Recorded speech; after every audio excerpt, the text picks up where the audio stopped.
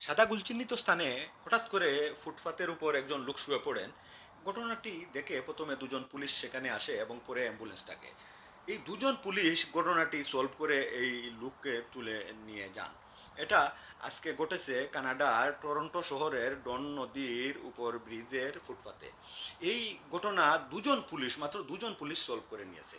আর আমাদের বাংলাদেশে এমন ঘটনা ঘটলে উৎসুকী জনতা এসে ভিড় করতেন। দেখি কি হয়েছে, দেখি কি হয়েছে বলে হাজার হাজার লোক এখানে জমা হয়ে যেতেন। এখানে যানজট লেগে যেত, এখানে মাইলের পর মাইল গাড়ি আটকা পড়তো।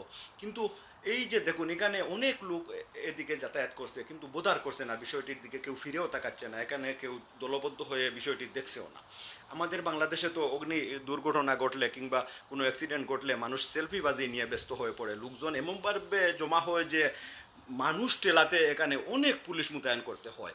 হাজার হাজার মানুষকে ঠেলাতে দাঙ্গা পুলিশ মোতায়েন করতে হয়।